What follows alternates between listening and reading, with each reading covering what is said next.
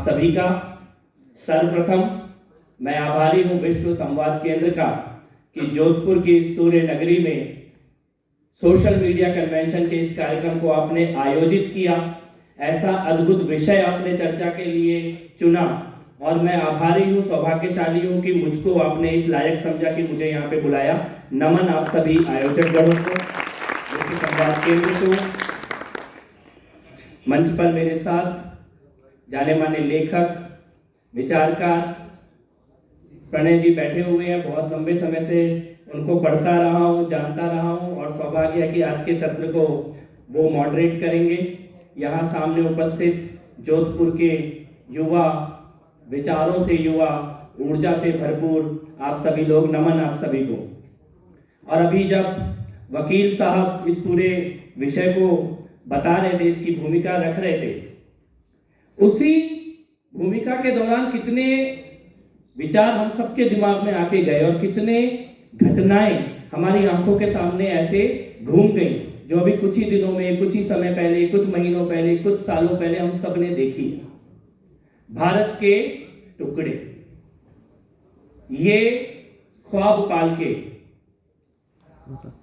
और ये आज का कोई सपना नहीं है कि इस देश के टुकड़े किए जाएं। इस देश के टुकड़े करने का सपना ये कम से कम 1500 साल पुराना उसकी नींव है, उसका बीज है। और आतंकवाद के, जिहाद के, दहशत के जितने भी स्वरूपों के बारे में अभी भाई साहब ने बिल्कुल 1 मिनट में इतने सारे स्वरूपों को गिना दिया, वो सभी खाली उसका छोटा छोटा टूल है। लेकिन असली ये जो आतंकवाद है भारत को तोड़ने का और इसका जो युद्ध का मैदान है वो हमारे मस्तिष्कों में है। ये बौद्धिक लड़ाई है, ये वैचारिक लड़ाई है। ये लड़ाई है कि किस प्रकार के लोग इस पुण्य भूमि में रहेंगे, शासन करेंगे, संचालन करेंगे, व्यवस्थाओं का निर्माण करेंगे और किस प्रकार के लोग उन व्यवस्थाओं को तोड़ने का, बांटने का, बदलने का ख्वाब पाले घूम रहे हैं। तो एक दो छोटे छोटे एग्जाम्पल मैं इसलिए यहां पे देना चाहता हूं जो कि हमारे आसपास की घटनाओं से जुड़े हुए हैं।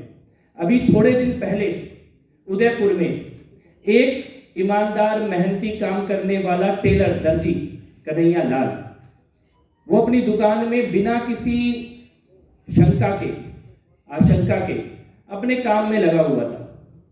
और कन्हैया लाल जी के साथ उनकी दुकान में किस प्रकार का विभत्स हत्याकांड हुआ वो हमने, आपने सबने देखा है, देखा हमने। कन्हैया लाल जी का ये पूरा जो घटनाक्रम है ये क्यों इंपॉर्टेंट है हमारे जानने के लिए, क्योंकि खाली कन्हैया लाल जी के यहां कोई आया और उनकी हत्या कर दी, ऐसा नहीं हुआ। हत्या करने से पहले एक वीडियो बनाया गया जिसमें यह रिकॉर्ड किया गया कि हम इस व्यक्ति को मारने के लिए जा रहे हैं। फिर जब कन्हैया लाल जी के ऊपर हमला किया गया उसको भी कैमरे पे रिकॉर्ड किया गया और कन्हैया लाल जी की मृत्यु के पश्चात भी मारने वाले दोनों आतंकवादियों ने उसके बाद भी एक वीडियो बनाया। मारने से पहले वीडियो बनाया, मारने के दौरान वीडियो बनाया और मारने के बाद भी वीडियो बना के पब्लिक में जारी किया वो वीडियो। तो एजेंडा क्या था? एजेंडा क्या था कि एक को मारो और 1 करोड़ में इसका भय फैला दो, आतंक फैला दो, दहशत फैला दो। भाई अपने भाई को व्हाट्सएप पे कुछ लिखने से रोक दे, मां अपने बेटे को बोले कि फेसबुक पे मत लिख, इतना मत बोल धर्म के बारे में, देश के बारे में। ऐसे बहनें अपने भाइयों का हाथ थाम ले कि तुझे क्या पड़ी है। ये एजेंडा था दहशत। भाई कहां पे होगी ये दहशत? दिमागों में, लोगों के मन में भय व्याप्त हो जाए। उमेश कोहले जी का अमरावती में, महाराष्ट्र में, किशन जी का गुजरात में, प्रवीण नेट्टारू जी बेंगलोर में। ये बड़ा गहरा विषय है लेकिन मैं जो उदाहरण दे रहा हूं ये तो अभी पिछले 2-3 महीने के उदाहरण है। अब इस माहौल में, इस वातावरण में जहां पे हम एक एक करके युवाओं को खो रहे हैं, वहां पर देश की सर्वोच्च अदालत में एक पिटीशन दायर होती है इस देश की सर्वोच्च अदालत में एक याचिका दायर होती है और याचिका यह दायर होती है कि भारत में मुसलमानों का जीवन खतरे में है, उनको बहुत डराया जा रहा है, इसके बारे में सुप्रीम कोर्ट जो है हस्तक्षेप करे। मरा कौन? कन्हैयालाल जी, उमेश कोले जी, किशन जालवाड़ जी, प्रवीण नेट्टारू जी, श्रद्धा, अंकित शर्मा, ध्रुव त्यागी, दिलबर नेगी। और याचिका किसकी रक्षा के लिए दायर हुई? और कमाल देखिए, भारत के सर्वोच्च न्यायालय ने याचिका स्वीकार भी कर ली और उसी दिन नोटिस भी जारी कर दिया। यहां पर अजित भारती जी बैठे हैं, मैं नमन करता हूं अजित भारती जैसे व्यक्तित्व को। शायद भारत की न्यायपालिका के खिलाफ इतनी बुलंद आवाज में सत्यों और तथ्यों को सामने रखने का जो काम अजित भारती कर रहे हैं, अभी देश में कोई नहीं कर रहा। और जब ये जेल जाएंगे तो इनकी मालिश भी नहीं होगी। भारत माता की जय। तुम्हें फिजियोथेरेपी नहीं मिल सकती जेलों में।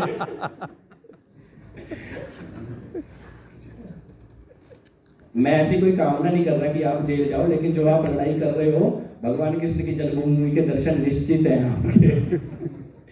लेकिन आप ये सोचो कि देश का सर्वोच्च न्यायालय देश की वास्तविकता से ठीक उलट एक विषय पर चर्चा शुरू कर दे। यह है बौद्धिक आतंकवाद। आप मरोगे और आप ये कह भी नहीं पाओगे कि आप मर रहे हो।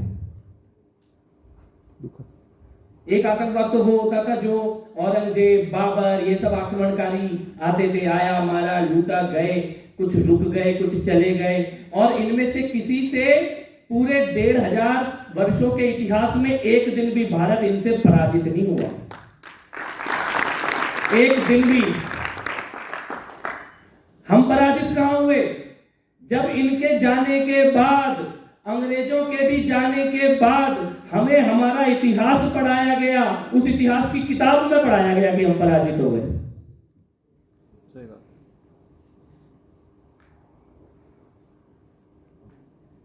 कौन जीता कौन हारा, ये हमारे अपने लोगों ने झूठ बताना शुरू कर दिया। वहां पर पराजित, हम युद्ध के मैदानों में पराजित नहीं हुए, हम इतिहास की किताबों में पराजित हुए। क्यों? जिससे कि हमारे मन में ये बैठ जाए कि हम तो पराजित हुए, हमें तो कोई भी आया, बाहर से आया, हरा के चला गया। आगरा से लेके मेहरौली तक इतने किलोमीटर में जिनका दुकानदारी चलती थी, उनको भारत का राजा बता दिया गया। वहां से ये मानसिक और बौद्धिक आतंकवाद की शुरुआत हुई है। वहां से हमारे दिमाग में दो झूठ, जो मैं अपने हर मंच पे कहता हूं कि हमको अपने मन में बैठा लेने चाहिए कि ये दो चीजें झूठ है। पहला झूठ कि भारत 1000 साल गुलाम रहा, इससे बड़ा कोई झूठ नहीं हुआ है। भारत एक दिन भी गुलाम नहीं रहा किसी का। कोई भी आपको बोले, किताब में बोले, लेखक बोले, विचारक बोले, कोई भी बोले कि भारत 1000 साल गुलाम रहा, वो इस झूठ का शिकार है। हम एक दिन के लिए भी गुलाम नहीं रहे, हम सतत संघर्ष में रहे हैं। और संघर्ष बेशक 500 साल चलाओ राम जन्मभूमि का, लेकिन हम पराजित नहीं हुए, मंदिर वही बन रहा है आज। जय श्री राम। आप कल्पना करो, पूरे विश्व के मानव सभ्यता के इतिहास में ऐसा कोई समाज नहीं होगा जिस दिन इस औरंगजेब के समय प्रयागराज का नाम इलाहाबाद रखा गया, तब से लेके अगले 500 सालों तक इस देश की सत्ता, इस देश की किताब, इस देश के इतिहास लिखने वाले सभी इलाहाबाद बता रहे थे। लेकिन भारत का मानस देखो, भारत की लोक परंपरा देखो, एक पीढ़ी से दूसरी पीढ़ी तक सब बताते रहिए प्रयागराज है, प्रयागराज है, प्रयागराज है। और जिस दिन भगवाधारी बैठा सत्ता में, वो इलाहाबाद गंगा में बह गया। किसी किताब में तो नहीं बता रहे थे, कोई इतिहास में नहीं बता रहे थे, सरकारी रिकॉर्ड में नहीं बता रहे थे, और 500 साल तक नहीं बता रहे थे। तब भी 5 मिनट लगा तो हम पराजित कैसे हुए? लेकिन सबसे बड़ा झूठ, दूसरा झूठ ये बोला कि ये जो हिंदू समाज है ना, ये एक कभी हो ही नहीं सकता। ये बोलते हैं ना कि ये तो आपस में ही लड़ते हैं, ये कभी एक नहीं हो सकते।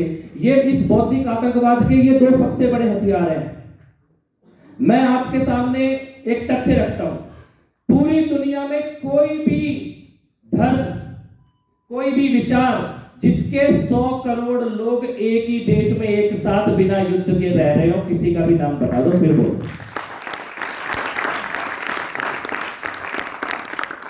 डेढ़ डेढ़, दो दो, 5-5 करोड़ के देश बने हुए हैं आपस में, युद्ध छोड़ो 2-2 विश्व युद्ध आपस में लड़ चुके हैं, और हमें बोल रहे हो हम एक नहीं रह सकते।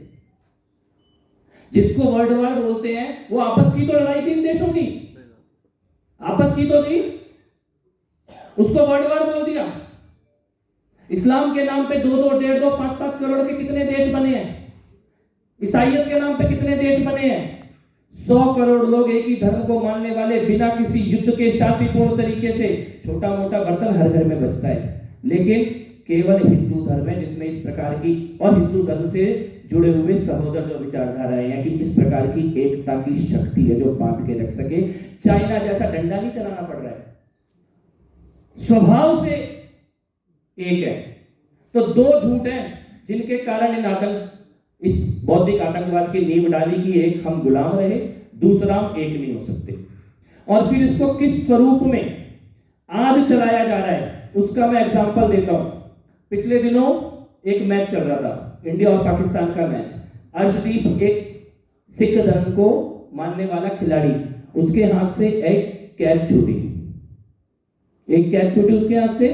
उसके 2 मिनट के अंदर इंटरनेट पे, ट्विटर और फेसबुक पे कुछ हिंदू नामों के अकाउंट से अर्शदीप को सिख है करके गाली देनी शुरू हुई। उसके रिएक्ट में कुछ और लोगों ने कुछ करना शुरू किया। लास्ट में जाके ये पता लगा कि ये सारी गालियों की शुरुआत तो बॉर्डर पार से हो रही थी, फर्जी अकाउंट बना के हो रही थी, और रिएक्ट हम कर रहे थे। ये इस आतंकवाद का सबसे नया स्वरूप है जिसमें टेक्नोलॉजी का इस्तेमाल किया जा रहा है।